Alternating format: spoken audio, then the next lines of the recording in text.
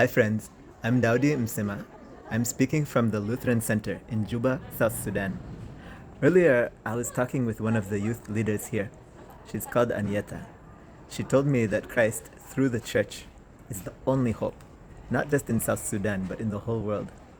She lives in a society where everyone over age maybe 8 or 9 has experienced at least one war, a place where everyone knows trauma. In an uncertain world, we are people of hope, and this is a theme that I hope to keep through this short introduction of the work of the ELCA and her companions in East Africa. I serve as East Africa Regional Representative for the Evangelical Lutheran Church in America. I work in Tanzania, Kenya, Rwanda, Ethiopia, and South Sudan. The core of my ministry is to strengthen relationships between Lutheran churches in the United States and in East Africa. We have different institutional tools for that, including scholarships, grants, mission personnel, prayer, and visitation. But central to all of them is relationship. We do our best to be part of the ecclesial lives of our church companions. That means dancing with them when it's time to dance, and mourning with them when it's time to mourn. I love living in Tanzania.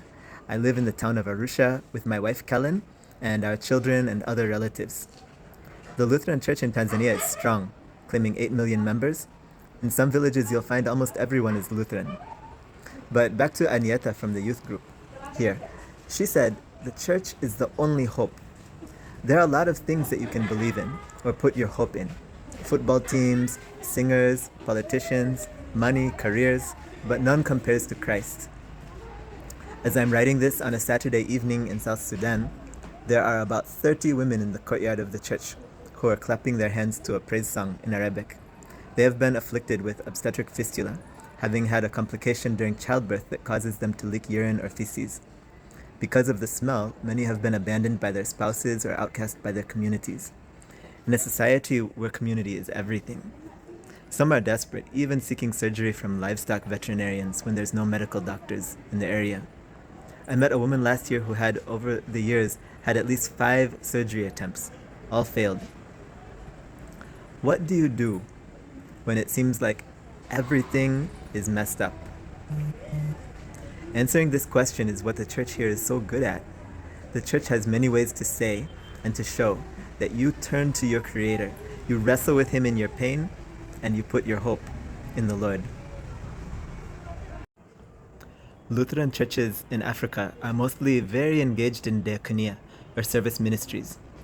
These are in health, education, and humanitarian work. The Lutheran Church in Tanzania, for example, has more than 150 health facilities, nearly all in underserved rural communities. The ELCA funds programs to support doctors' education that help keep skilled professionals in those rural communities that need them. The ELCA also funds a pioneering, large-scale palliative care program that brings dignity to the end of life for patients and their families. Most are dying with AIDS or cancer. Last year, we supported a special training for pediatric palliative care. Palliative care teams of a nurse, social worker, and evangelist deliver home-based care in hundreds of villages across the country. Other work supports the church's programs in vocational training, livelihoods for youth with disabilities, theological education, peace-building and conflict transformation, youth-led climate action, women's literacy, refugee work, and so many others. In 2024, the ELCA funded about 38 grants in East Africa, mostly in diaconia ministries, and because the region is disaster-prone, Lutheran disaster response. These are key ways that the church is a vessel for hope. We also have mission personnel working in hospitals, schools, and church offices in Tanzania. Some are long-term, while others go back to the US after a year or two, going back with the gifts of the companions. I would like to focus on that for a minute, though. What gifts could a poor village church possibly send to you in the United States? To answer that, let me ask you as a church or a community or a society, what do you need? One thing that I hear America is hungry for is hope. And that is a gift from the gospel that is abundant here. Spending time with global companions, whether on a WhatsApp call or breaking bread together at a table, is so often a lesson in harvesting the hopeful message of the gospel. It is not a flimsy hope or a false hope. It's a hope that confronts the brutal reality of the moment: hunger, violence, grave injustice, but it's a hope that looks beyond those things.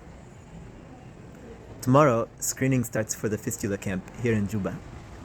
The women who just some minutes were singing outside here, Monday, they'll be in surgery.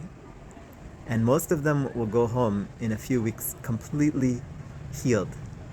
This isn't a country where a girl is more likely to die in childbirth than to finish high school. Hope is easy when everything is good, but the gospel calls us to hope when it's hard, to be a lamp in the darkness. That is the focus of the good news. And this is a gift to the world from the Lutherans of East Africa. Thanks for listening, and peace.